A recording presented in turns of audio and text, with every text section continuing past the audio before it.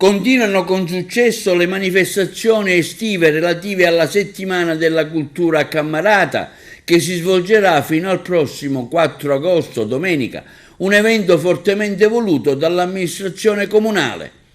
Allora, la Settimana della Cultura è un evento su cui l'amministrazione comunale di Cammarata, sotto la direzione, la sindacatura di Mangiapane, dottore Mangiapane, ha investito a pieno. Quindi via via negli anni, questa è la quarta edizione, la manifestazione si è sempre più arricchita e affinata. Quindi abbiamo fatto sempre un resoconto sui punti di forza e i punti di debolezza, cercando sempre di dare il meglio. Questa è una manifestazione che mira alla valorizzazione, alla riscoperta del nostro centro storico, che è sempre più apprezzato sia dai nostri concittadini ma anche dalle persone di fuori che comunque ci vengono a trovare, perché c'è un battage pubblicitario che raggiunge gran parte della Sicilia o comunque la Sicilia occidentale. È per noi un grande orgoglio e speriamo che sia sempre più valorizzata questa Settimana della Cultura, un nome un po' particolare, fuori dalla normalità. Esatto, sì, perché noi non crediamo nell'evento della sagra, ma puntiamo su un evento che sia prettamente culturale. Sono tanti gli eventi in corso durante questa settimana, dedicata a tanti settori, non solo turismo, spettacolo, mostre, cultura, teatro, tante iniziative.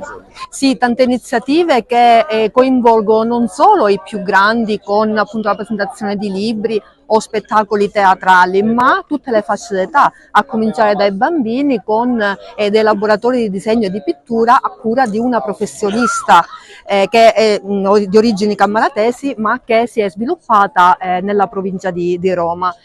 Poi anche un occhio ai giovani con eventi musicali adatti a quella fascia di età, quindi diciamo che abbraccia veramente tutti quanti. Impegno che lei, diciamo, anche in prima persona ha portato avanti. Sì, è un impegno che tutta la Giunta ha portato avanti all'unanimità e senza risparmiarsi. Tra gli eventi particolarmente apprezzati, la serata dedicata a Gaetano Savatteri, moderata dal bravo Rosolino Tuzzolino. Collaborati per le letture Rita Calmuto, è del 69, è formatore esperto di tecniche di comunicazione, da molti anni presta la sua voce in molti eventi culturali, collaborando tra gli altri con Gaetano Savatteri, appunto, Carmelo Sasa, Giulio Bozzoni, Giacomo Di Girolamo, Salvo Pistola, insomma uno molto impegnato.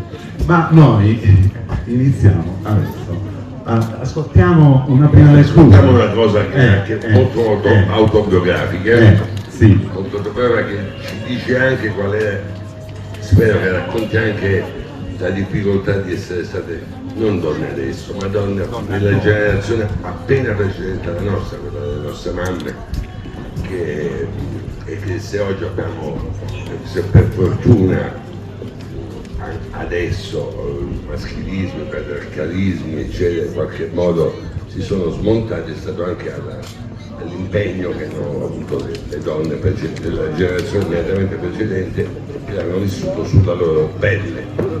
Ho avuto una famiglia siciliana e quindi riccamente fitta di rapporti, nella sfera più larga con nonne, zie, cugine.